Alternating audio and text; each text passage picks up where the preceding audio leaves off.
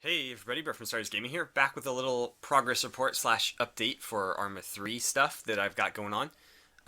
So the people who are in the clan or group or whatever already kind of got some news about this, but they haven't actually seen it, and so I figured I'd put out a video not only for you guys, but for them as well, just so they can kind of see what I've been working on. Um, but yeah, if you want to follow along with this stuff, you can check out the clan page. Unfortunately, I got way more people than I was expecting, so I had to close recruitment just until I could figure out what to do with everybody. But you can still follow along on there, and eventually we may need more people. So if you're interested, you can still let me know. It's just right now I have more people than I know what to do with for at least the first mission. So let's go ahead and take a look at the mods we're using. So this is just a default op4 CSAT guy.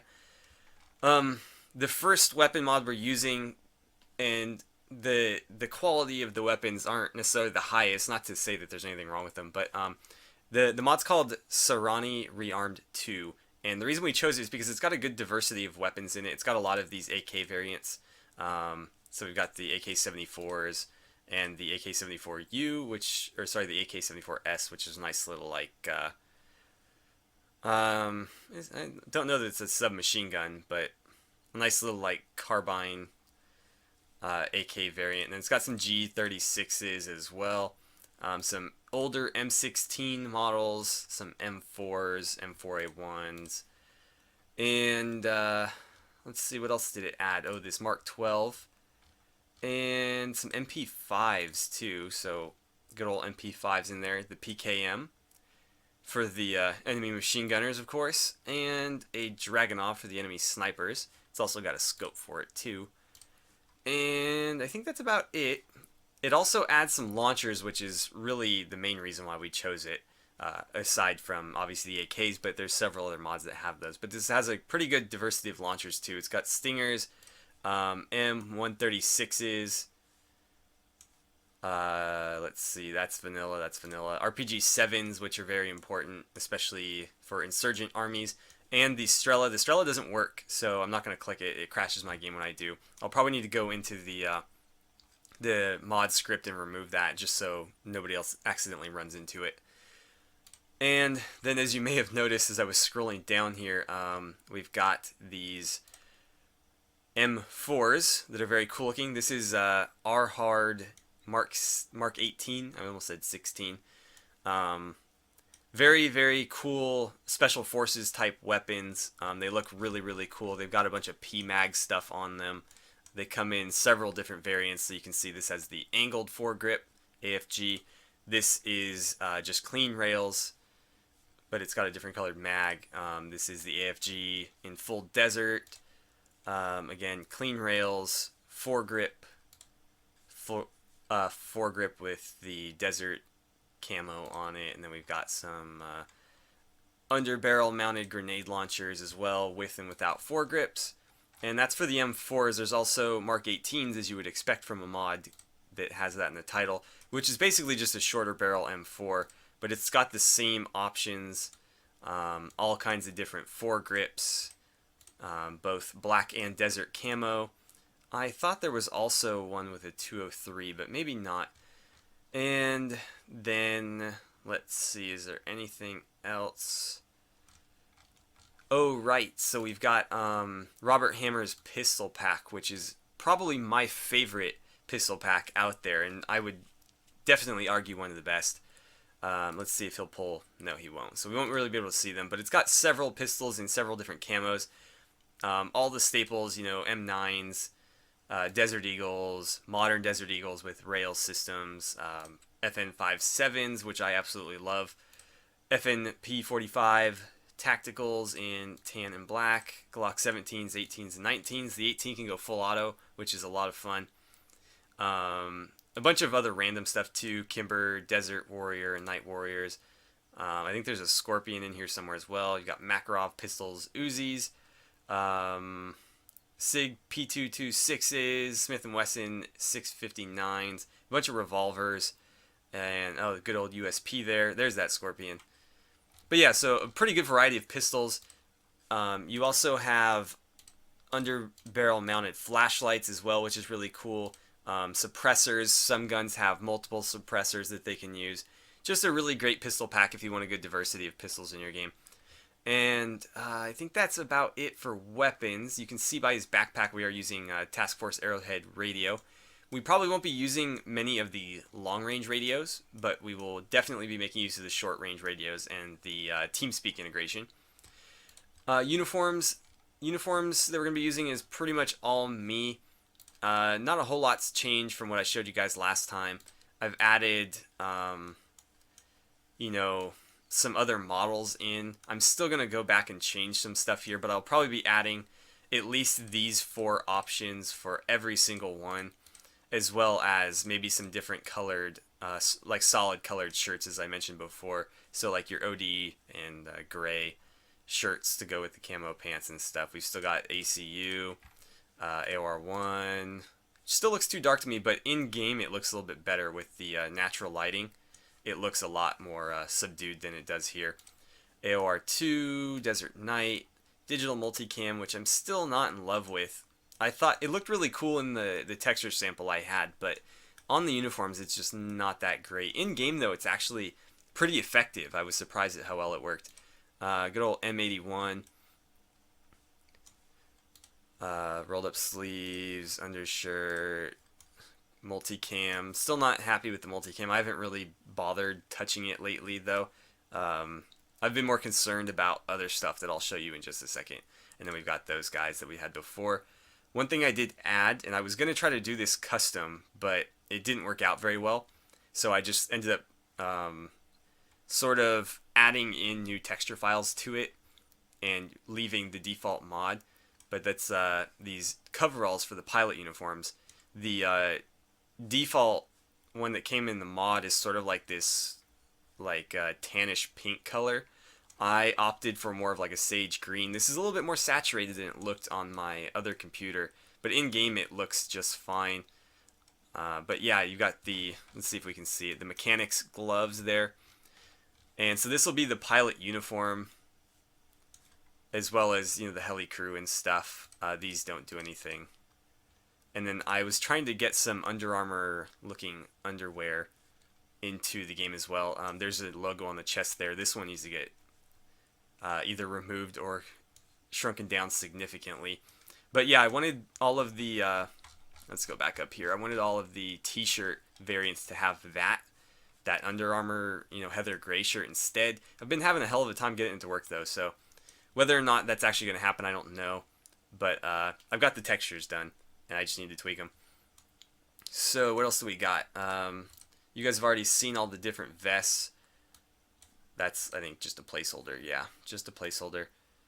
So let's look at all the Spec 4 vest options. Again, we've got the Sage, we've got the Black, we've got the Coyote Brown, and the Olive Drab in every single option available. And that's nothing new. We've already seen that. Backpacks. Video's done rendering. Backpacks, we've obviously got all the different Task Force Arrowhead stuff. We probably won't be using it. Ooh, that's new. I haven't seen that one. We won't be using these. I did make these custom though.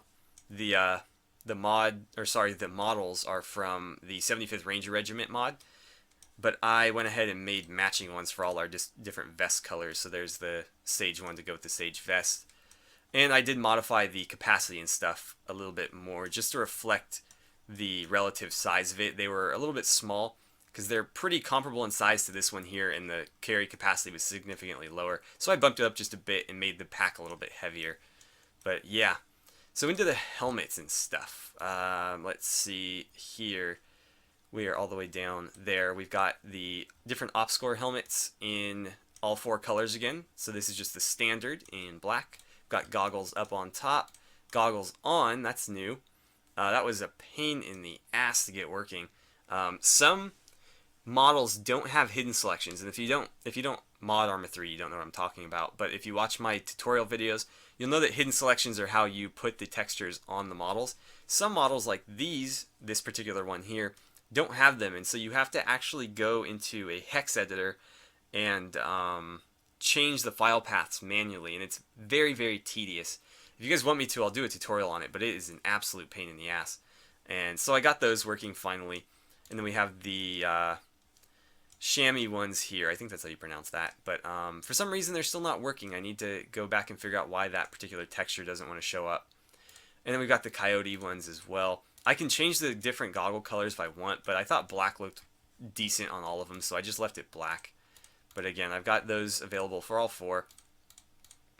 I even took a swing at the camouflaged netted helmet that he has in the Ranger mod as well, but I don't have a template for it, and I don't have time to sit there and like do all of the little tedious stuff that would be required to make it look good. So I figured I probably won't do it at all until I have the time to either go in and really put some detail into it, or I can get my hands on a decent template for it. I did fool around with some ProTech helmets. I have other textures done. I don't know if I'm going to implement them or not, but I do have them. I don't like the goggles on there, no. I'm going to try to find a model that has them without. And I think that's it for helmets. Let's see. We are running Hidden Identity, which has a bunch of different, like, I don't know, different little facial accessories to wear and stuff that look kind of cool and very special forces like. I did try to fool around with some other stuff like putting, let's get rid of that helmet, putting the ProTech helmets in that slot, and it didn't work that well. You can see there the texture got kind of messed up. The OpScore helmet, which I didn't properly name, ended up working fine. But the reason why I was trying this is because I made a custom wetsuit texture, and I thought it looked really cool, but I thought it looked a little bit weird that the combat divers didn't have helmets because they don't have any head protection. So I added helmets in the face slot because the face slot still works on the wetsuits. The problem is, oops, wrong tab. This one has too many electronics on it, and so it looks like, you know, if you went diving in that helmet, you'd fry all the comm stuff on there. But the ProTech one is too small, and you can actually see the top of the wetsuit poking out through it. And so I was pretty disappointed about that. Obviously, the texture didn't work either, but yeah, I made this like custom wetsuit just because, I don't know, I wanted to try it, see how it looked. And I mean, I think it looks okay. But what else did I do? Let's see, NVGs. This is part of Kiori's balaclava pack or whatever. So these go in the night vision slot. This is Ace that's changing these. I thought I got rid of that part of Ace though. Binoculars, we've got all this stuff. Maps, blah blah blah. For radios, we're obviously going to be using the, where'd it go? The AN-PCR 152 is going to be our most commonly used radio. I did create an insignia for the uniforms. Let's use an actual uniform here. I'll just do that one. So it's taken from Medal of Honor, but I did customize it. So I put, you know, UDT SEAL Team 9 on there.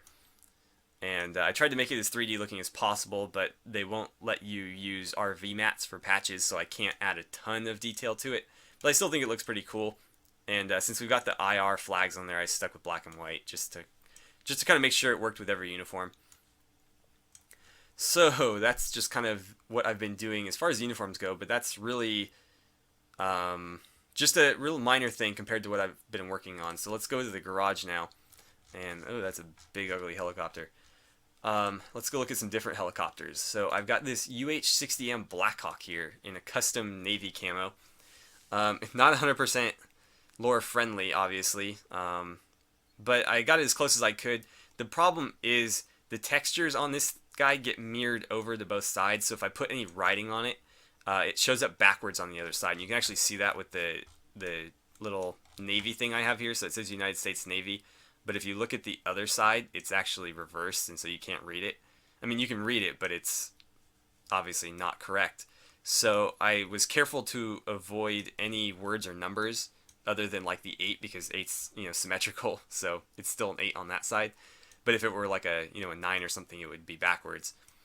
And I used as many symmetrical logos as I could on it. But yeah, these are really, really cool. These are ported from Arma 2, I believe, and I did some custom textures on these before, so I had the templates laying around. I figured, why the hell not? But these are a lot more versatile than the Ghost Hawk. This one can actually hold like 12 passengers, I think. It's only saying 8. But I thought it could hold more than that.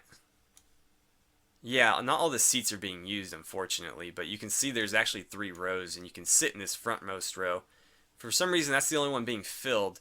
Those 2 in the back actually have 4 empty seats, so I'll have to look into that.